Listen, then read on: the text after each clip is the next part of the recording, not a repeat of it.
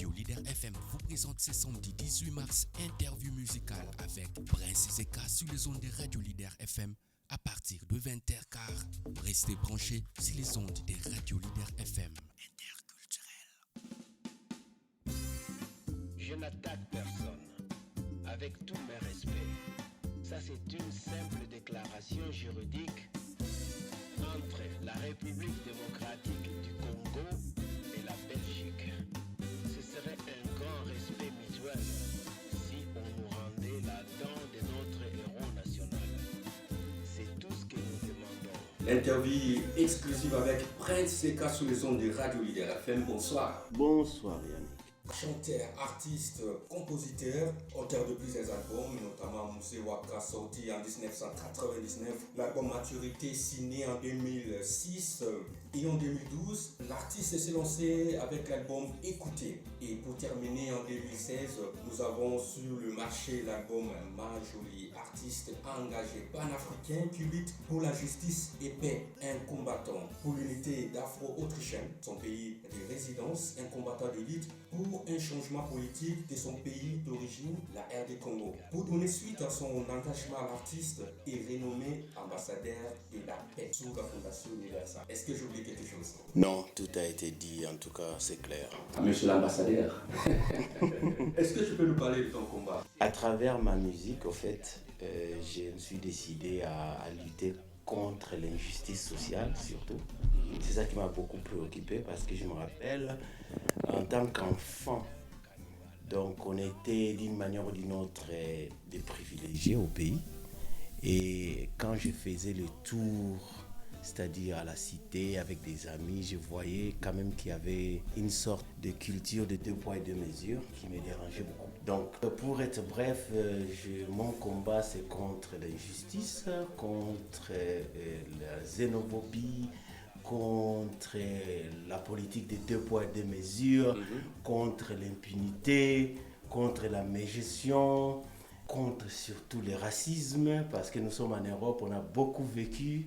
Et puis, je me bats pour la paix, pour l'égalité et aussi pour la bonne vie et mœurs de tous. L'égalité, c'est un combat mené aux États-Unis où on voit la différence des races. Tu as décidé de soutenir Barack Obama comme étant candidat. Est-ce que c'est pour cette vision que tu portes ou bien c'était par rapport à son programme et tu t'es retrouvé dedans?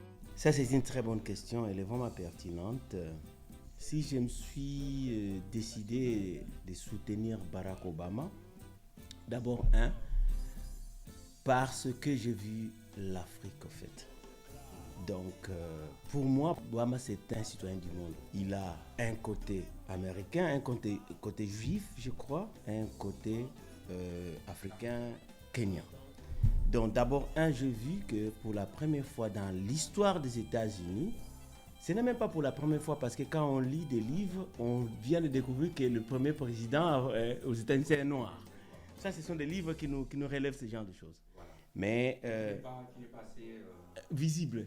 On ne peut pas prouver ça. Ouais, mais Barack Obama, c'était une preuve tangible qu'il fallait soutenir. Donc, c'est-à-dire quelqu'un qui est à moitié américain, donc c'est-à-dire du côté européen et du côté africain, qui sera un jour à la tête de la Maison Blanche. C'était pour moi un honneur qu'il fallait vraiment lui donner du courage. Et quand j'ai fait cette chanson, je ne savais même pas qu'il deviendra président. C'était pendant sa campagne. Oui, je me suis dit il faut le soutenir. C'est pourquoi je l'ai fait. Donc, si j'ai vu l'Afrique là-dedans. Deuxième chose, c'est vrai, je ne connaissais pas vraiment Barack Obama. J'ai suivi son histoire un peu. C'est un combattant qui a combattu aussi pour l'égalité aux États-Unis, qui était sénateur, qui était là. Il est allé même, je crois, là où il a fait ses études, j'oublie, c'est à Hawaï, je ne sais pas où il était. Donc, il était toujours un meneur, il était toujours un leader pour l'égalité et puis la paix. C'est là que je me suis dit, ce monsieur, il risque, dès qu'il devient président des États-Unis, il risque d'amener de bonnes choses pour ce pays-là qui est déjà moisi avec le racisme. C'est là où je me suis dit, il faut que je le soutienne. Est-ce que tu es choqué de son résultat si tu regardes le bilan? Oui, si je regarde le bilan, en tout cas, si tu regardes bien aussi, j'ai enlevé la vidéo de Barack Obama dans le YouTube. Bon, c'est un peu, comment je peux dire, ce n'est pas digne d'un artiste comme moi, mais j'ai préféré l'enlever d'abord pour éviter des injures qui étaient en permanence. Au début déjà, les gens voulaient me laver le cerveau, me donner des leçons morales que Baraka c'est la même chose. Oui, c'est l'émanation de George Bush, des choses pareilles, qu'est-ce que je crois. Il y avait des insultes. Mais moi-même, je sais que non. Barack Obama, c'est le président des États-Unis pour les États-Unis. Exactement. Il n'était pas le président des États-Unis pour l'Afrique. Pour l'Afrique, exactement. Non, ça je le savais. Comme je le répète, donc j'ai soutenu Barack Obama parce que je vis l'Afrique là-dedans. Et comme moi, je combats aussi contre les préjugés. Parce que les préjugés, c'est quelque chose qui peut nuire vraiment à la société en général. Quand on voit des blancs, on dit un blanc qui voit le noir, il associe le noir au plaisir, exotisme. Il ne peut pas voir un noir président de la République comme les États-Unis. Il ne peut pas voir un noir docteur en médecine. Donc, ce genre de blanc-là, qu'il fallait aussi lui montrer que non, c'est que vous pensez. Ce n'est pas ça. C'est pas ça. Voilà. Parce que nous parlons de la musique, nous parlons de la chanson de Barack Obama. Et avec mes recherches, je me suis retrouvé avec une chanson couvrement tirée de l'album Maturité, qui parle de la femme. This one is dedicated to my mother. Oh, mama, mama. Couvre-moi sous tes ailes. Où est-ce que tu places la femme? En tout cas, très bonne question. D'abord, cette chanson, elle était dédiée à ma mère, en fait. À ma mère, parce que je commencerai par vous expliquer c'est quoi mon nom. Je m'appelle Zeka Mutima Tazeke Muhongo. C'est-à-dire? Ouais, c'est une langue, c'est dans le Kirega. Bon, moi aussi, parce que je ne connais pas le Kirega, mais ma mère m'avait expliqué. Ça signifie, c'est que le cœur porte. Jamais le dos aura la force de le porter. C'est-à-dire, le problème que tu portes au cœur, si tu l'enlèves, tu mets sur le dos, tu tombes. Donc ma mère a enduré beaucoup de choses parce qu'elle mettait que des filles au monde. Et après, tu connais l'Africain, voilà cette femme-là. Et pourtant, c'est mon père, c'est à cause de mon père qu'il y avait beaucoup de filles. Et on l'a harcelé beaucoup par les membres de la famille de son mari. Oui. Elle a beaucoup souffert. Et quand j'étais dans son ventre, elle avait dit si mon fils, parce qu'à l'époque là, il ne savait pas si c'était un garçon ou une fille. Si mon fils, si c'est un fils, je vais le surnommer Zekamuti Matazeke Muhongo, parce que j'ai enduré beaucoup de choses. J'ai porté beaucoup de choses. J'ai eu de maltraitance de gauche à droite. Et je suis venu, c'est un garçon. Donc c'était déjà dédié à ma mère. C'est pourquoi j'ai dit, ma mère, je t'en prie, essuie tes larmes, couvre-moi comme tu l'as toujours couvert. Dans tes entrailles que je fus ton enfant, tu vois, parce que je me suis basé d'abord à cette histoire de ma mère. Bon, pour répondre à la place de la femme, pour moi, la femme d'abord, c'est la vie, au fait, c'est comme de l'eau.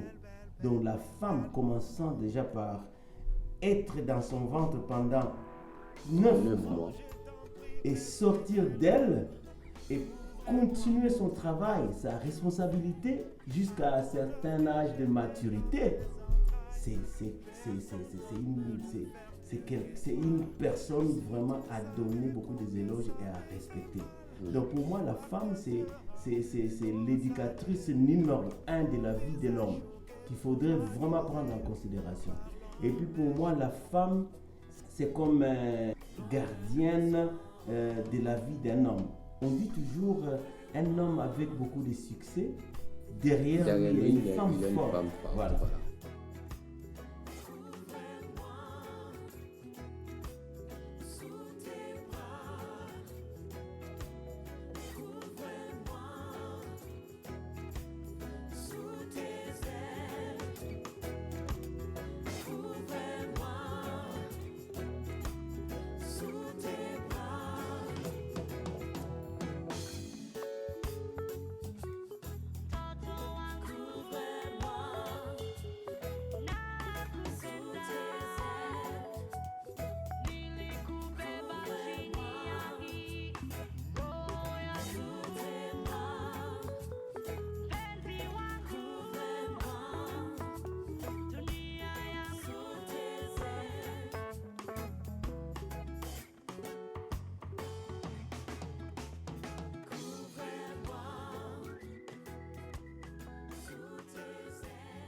de retour dans notre studio.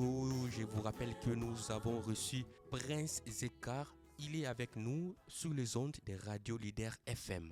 Nous restons dans cet album Maturité, l'album mixte, parce que d'un côté, l'amour, de l'autre côté, Prince Zekar comme étant activiste, tu interpelles les politiciens à prendre leurs responsabilités. Et là, je me suis inspiré avec la chanson Mabele Assomi. Une interpellation politique aux dirigeants de la RDC. Et pourquoi cette rigueur? Je commencerai d'abord à te donner mes analyses des différents régimes depuis, disons, le régime après l'indépendance pour arriver à répondre à ta question du régime passé. On voit par exemple du régime de Lumumba et Kasavubu, si tu regardes bien, il y a eu, d'après moi, ça n'engage que moi, mon analyse, ces régimes de Lumumba et Kasavubu étaient immatures en fait. On voit là-dedans qu'il y avait quand même des maladresses, il y avait aussi des irresponsabilités politiques dignes, et puis on voit qu'il y avait quand même les tâtonnages. Pourquoi? Parce que ce sont des personnes qui ont lutté pour l'indépendance, ils avaient une force. Dès qu'ils ont l'indépendance, du coup, ils n'avaient pas de moyens de mettre leur vision en vigueur pour amener le pays de l'avant. Donc, c'est-à-dire qu'ils savaient quoi faire, parce que c'était nouveau pour eux. Bien qu'ils étaient structurés, qu'il y a eu par exemple des partis politiques, là-bas, il y avait aussi MLC. MLC déjà à cette époque, le Mumbai. Déjà là, ils commençaient à se structurer. Mais à cette époque-là, c'était vraiment carence de maturité politique, au fait. Est-ce que ne subissait pas la pression du Belge, parce que le Belge ne voulait pas céder la RDC? Bien dit. Donc les Belges, ils n'ont pas donné tous les secrets politiques aux Congolais. Ils n'ont pas donné la chance aux Congolais d'aller loin avec les études. Toi-même, tu le sais, donc pour être docteur en droit à cette époque-là, c'était grave. Hein? Donc pour faire quelque chose de politique, on voit que non, ces messieurs, dès qu'ils finissent ça, ça va nous faire des problèmes. Donc ils laissaient les Congolais dans un état du milieu comme ça. Voilà. Alors Lumumba, comme ils étaient moi je les appelle les spirituels au fait, des gens intelligents, innés au fait. Innés, oui. Et voilà. Donc, étudiés ou pas, ce sont des gens qui avaient l'amour patriotique. Et ils se sont quand même combattus. Et un leader naturel. Naturel, voilà. Ils ont tout fait. Il y avait parmi eux des traîtres, et puis il y avait aussi un système de course au pouvoir en fait. On a vu, chacun voulait se positionner. Se positionner. Tchombe voulait ça, les Munongo ils voulaient ça, jusqu'à ce que ça a créé un chaos. Et c'est ce chaos-là qui a engendré la guerre de sécession jusqu'à arriver à la mort de Lumumba. Malgré que ces régimes-là avaient une sorte de vision pour amener le pays de l'avant. Ils avaient vraiment l'amour patriotique, la conscience patriotique. Mais ils ont quand même échoué au début. Alors, l'arrivée de Mobutu, je vais aller un peu je vais aller vite. L'arrivée de Mobutu, il y avait la facilité au fait.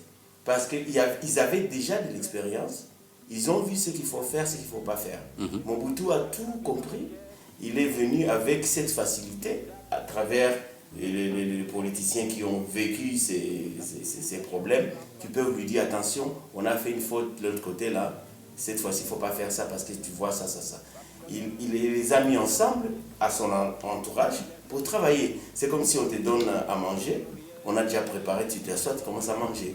Donc Mobutu, c'était un peu facile. Mais avec la facilité de Mobutu, au moins, lui, il a essayé de mener le même combat que ses prédécesseurs. Parce qu'il était secrétaire de Lumumba. Oui. Il a mis le même combat au début de son règne. Il a commencé, et puis il a donné, comment on dit, il a fait une politique très rigoureuse, et ça marchait. On a vu au niveau de l'économie, un Zaïre c'était $2. On a vu comment les gens quittaient d'autres pays pour venir apprendre à l'université de Kinshasa. Oui, on a vu qu'il y avait quand même une unité nationale terrible. Guider ces 460 ethnies comme ça, comme lui l'a fait, c'est pas facile. Et puis on a vu quand même qu'il a assuré la sécurité de son pays au niveau des frontières avec des voisins, tout et tout. Donc il avait quand même l'œil sur son pays. Mais son échec était plus le pouvoir grandissait ou bien poussait, plus il devenait il faisait l'autocratie totale, donc la dictature. La dictature, et ouais. c'est là qu'il lui a mené vraiment, donc, bien commencé et mal fini. Voilà. Pour moi, le régime passé, ça a commencé avec Mouzé Kabila. Mouzé Kabila, quand il est arrivé, ok, c'est un type qui avait déjà des visions de Lumumba aussi, qui avait très très mal utilisé, en venant avec, soi-disant, les voisins pour l'aider, pour chasser Mobutu. Arrivé là, il change son avis. Qu'est-ce qui s'est passé? On connaît, il était mort, il devait partir. Donc lui, je ne peux pas beaucoup parler de lui, quand même il avait une bonne vision, mais il n'a pas su vraiment politiquement comment utiliser ça pour rester longtemps au pouvoir, on devait l'éliminer. C'est Kabila qui arrive maintenant, Joseph. Alors pourquoi je suis rigoureux et je continue à l'être contre ces régimes passés-là. Ces régimes passés, pour moi, c'est un cauchemar de la RDC. Donc, ces régimes-là est venu avec le système de division, système de privatisation des biens communs, au fait, système de guerre sans cesse, des guerres des procurations sans cesse, des tueries, des viols, des femmes. Donc, c'est un système, c'est un régime de malheur pour moi, en fait. Même si Kabila, il a essayé de faire de sa façon. Parce que, tu sais, on peut toujours dire, on condamne toujours le chef, hein. On condamne le chef, mais il a été aussi combattu parce qu'il a trouvé les pays divisés 4 morceaux. Oui. C'était pas aussi facile pour lui. Mobutu a hérité le Congo. Oui. Mais Joseph a hérité un Congo divisé. Oui. Non. Tu as raison, c'est pourquoi je voulais te dire qu'on condamne toujours le chef. Quand moi je vais devenir chef quelque part, je dois avoir le clin d'œil partout. Parce que je sais qu'on condamne toujours le chef. Oui. C'est ce que Mobutu avait fait. Mobutu n'a pas trouvé le Congo aussi. Je l'ai expliqué, il a trouvé au niveau intellectuel et politique la facilité. Mais de gérance du Congo, Mobutu l'a trouvé aussi le chaos. Mais il avait l'œil partout, il était trop diplomate, il a pu quand même s'en sortir. Kabila, quand il a trouvé le pays, il n'avait aucune vision politique, au fait. C'était un jeune militaire, donc tout de suite on lui fait président de la République. Pour lui, c'était bouffe. Alors pourquoi j'ai dit qu'il ne faut pas condamner toujours les chefs? Parce que lui n'avait pas de clin d'œil. On le condamne. Si moi je deviens président de la République, je vais avoir le clin d'œil pour qu'on ne me condamne pas. Parce que tout ce que les gens vont faire en bas de moi là, c'est moi qu'on va voir. Exactement. Alors lui, Kabila, il a fait une erreur de travailler avec les gens qui ont déjà cet esprit de nuire le pays. Donc c'est-à-dire que lui, Kabila, Joseph, n'avait pas ce clin d'œil-là. Il a eu le pouvoir comme ça, parachuté, pas tu deviens président, ou il prend tous ces gens-là, mais ces gens animés, vraiment des gens mal intentionnés pour le pays, ont détruit ensemble avec lui le pays.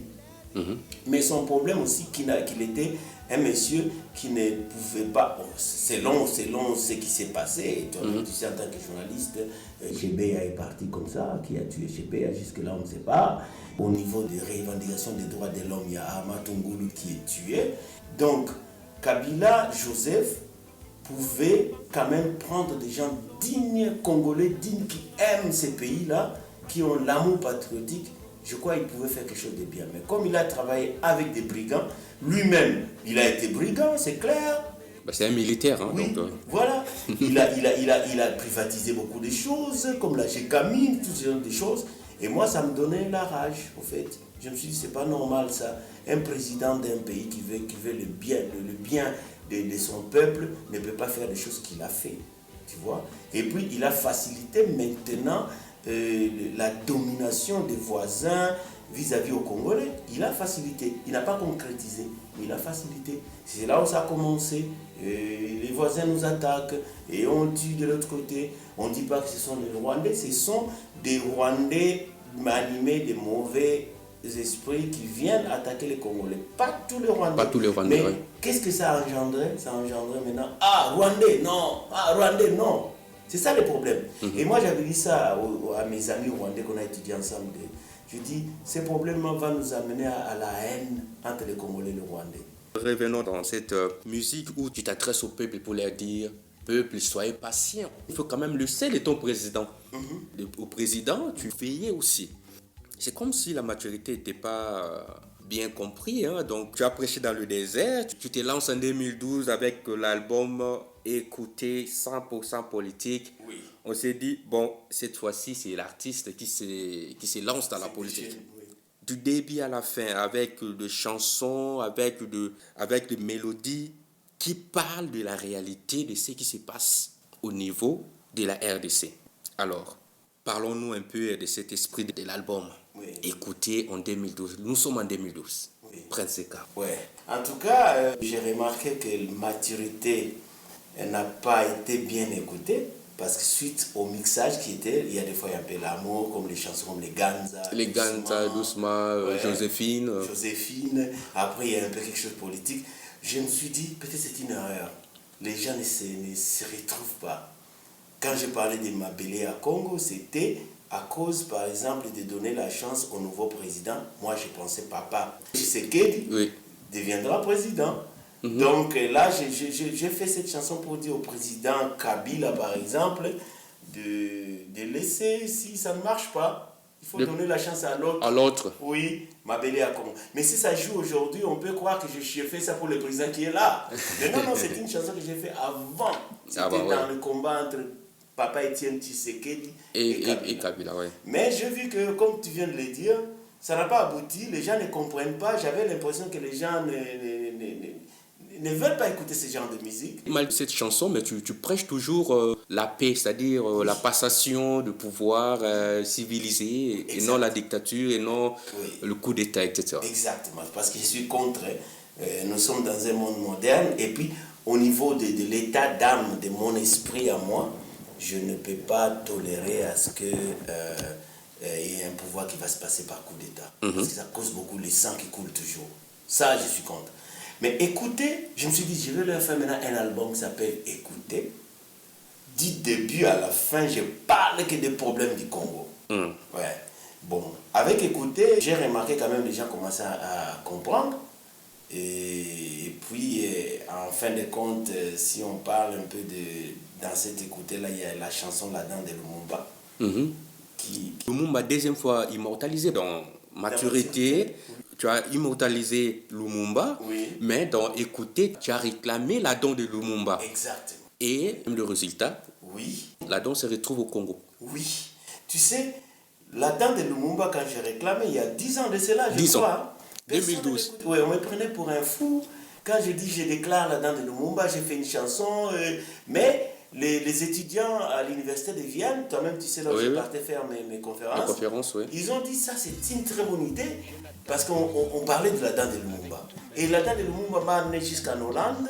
Il y a un journaliste, ton collègue en Hollande, un Hollandais, qui a entendu la chanson, qui m'a invité, qui était, comment on dit, collègue de la fille de la personne qui détient la dent de Lumumba. Alors alors il m'a invité là-bas pour parler de ça et puis me mettre en contact avec la fille. On m'a mis en contact avec la fille du bourreau de Lumumba pour pouvoir me rencontrer moi avec le vieux là qui tenait la date de Lumumba. Il y a au moins 10 ans de cela. Alors le vieux a dit non, je ne veux pas voir un Congolais dont son premier ministre a manqué du respect à mon roi. Donc le vieux c'est un têtu, je crois qu'il doit avoir dans les 90. Dans les 90 et quelques. Le vieux, il voulait pas. Mais ça allait être quelque chose de très bien. Je me suis dit si ça aboutissait, ça allait être vraiment bien que j'ai fait un effort. Mais voilà ce que ça fait. La dent de Lumumba est retournée. Ah, c'est déjà bien. Je crois que c'est la vraie dent de Lumumba qui est retournée.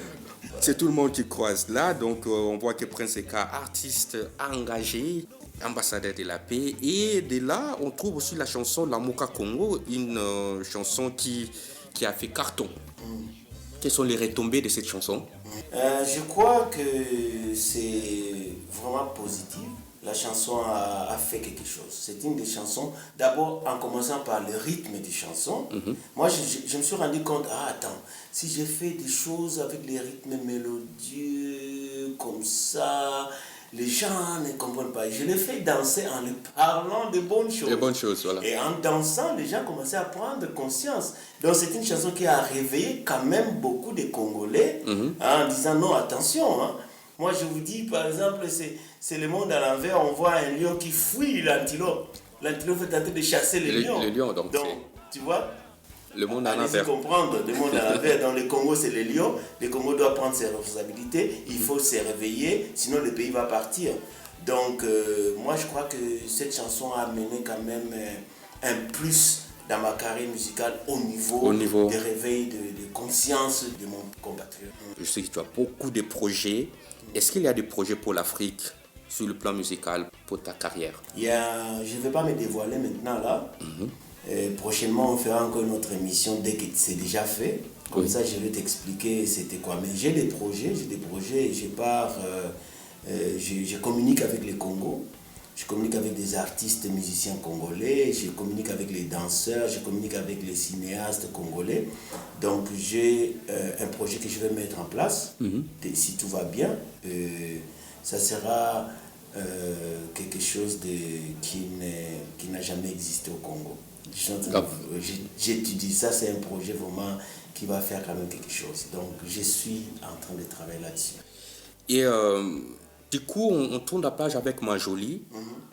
C'est comme si tu t'es dit, bon, vraiment, c'est fini, j'en ai marre avec la politique. Tu tournes la page avec Majoli. Ça, c'est l'amour à 100%. Oui. La chanson Majoli qui fait le tour du monde. Majoli, un bon clip. Je recommande même à nos auditeurs, si vous venez de nous rejoindre, je vous rappelle que nous sommes avec Prince Zeka, l'artiste international sur les ondes de Radio Leader FM. Vous pouvez suivre ses œuvres sur YouTube, Prince Zeka. Vous aurez l'occasion de découvrir beaucoup de choses, beaucoup de musique, concerts extraordinaires et vous allez vraiment aimer. Majoli nous ramène dans un autre monde où on retrouve l'amour, mais l'amour dans la paix. Tu prêches l'amour, Prince Zeka. Est-ce que c'était une façon de dire, bon, la politique, je mets à côté, je vais servir le cœur des amoureux? Ah, très bien. Ouais, très bien. En tout cas, c'est vrai, je me suis posé la question moi-même de dire, les gens, quand ils vont écouter l'album Majoli, là-dedans, il n'y a rien de politique. Rien. Il n'y a que des chansons d'amour. Ils vont dire, mais il a changé de face. Il tourne kazakh à la politique ou quoi? Non. Si j'ai fait Majoli, je peux vous donner l'exemple de Myriam Makeba. Quelle est la chanson qui a amené Myriam Makeba au top, d'après vous?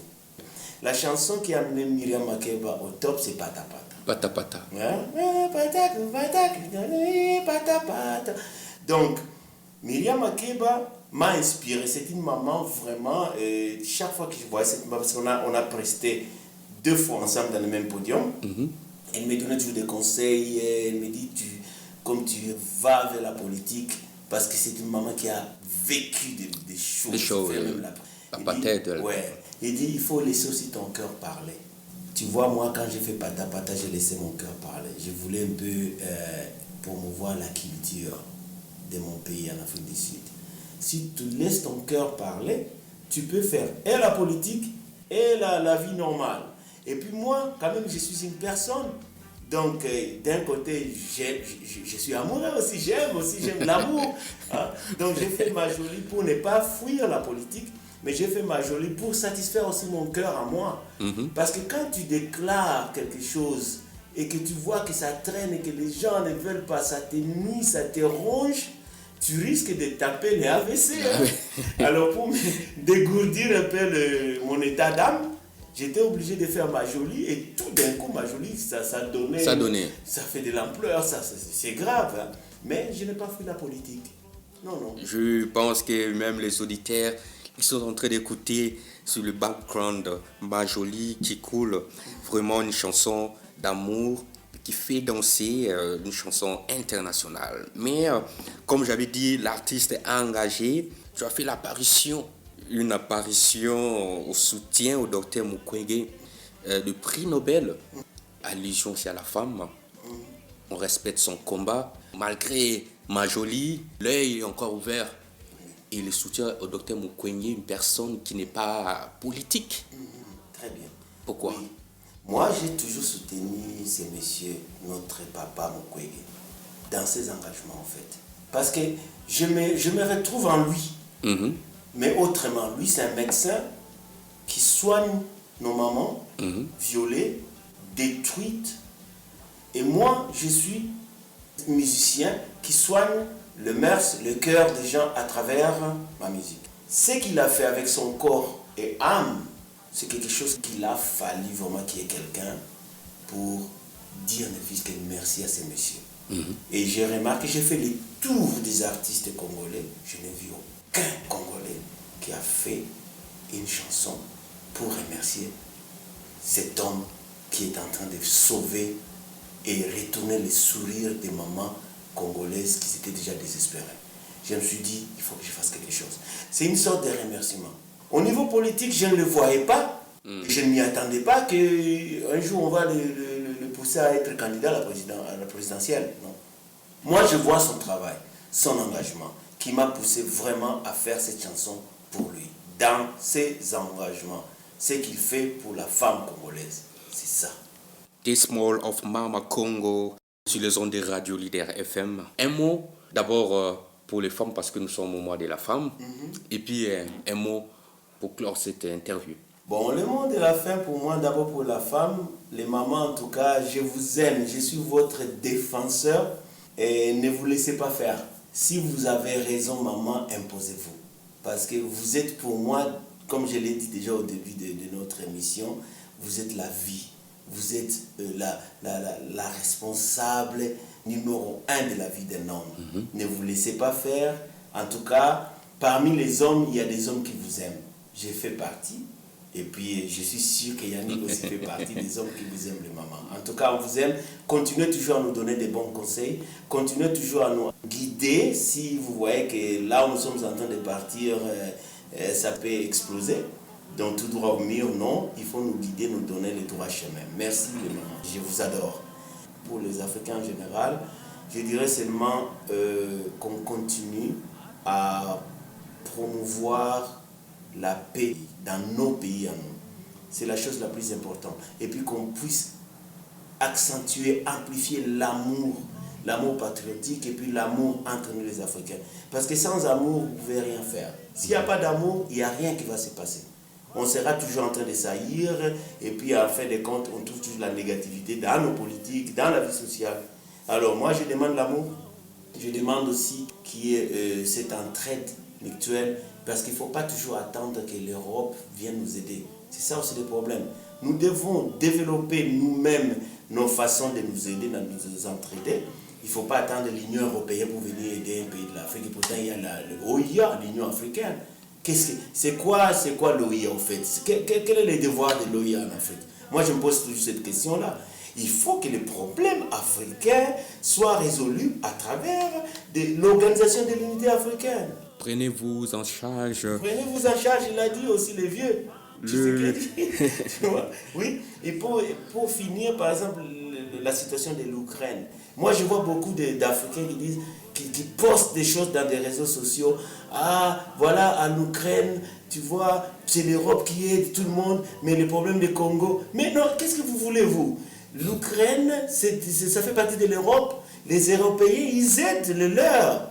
Et nous, les Africains, on ne doit pas dire les Européens venez nous aider. Non, on doit s'aider nous-mêmes. C'est vrai, il y a des gens qui vont dire les Européens ont bénéficié aussi beaucoup de l'Afrique. Ok, c'est vrai. Il faut qu'ils aident un peu. Mais commençons d'abord. Donc, aidez-nous entre nous, aimons-nous les uns les autres. Voilà. Prenez-vous en charge. Le dernier mot de Prince Eka sur les ondes de Radio Leader FM. Restez branchés au programme de Radio Leader FM. Merci beaucoup aussi d'être invité, Yannick. Merci beaucoup. C'est un honneur. C'est parti. Mettez-vous à la place de la femme congolaise pour sentir cette douleur génitale. Des fois tomber enceinte de ces bandits criminels. Oh non, non, non, 20 ans de souffrance, 20 ans de misère, 20 ans de violence, 20 ans de malheur, pauvre maman congolaise. Oh non, non, non, non, les larmes de la femme congolaise.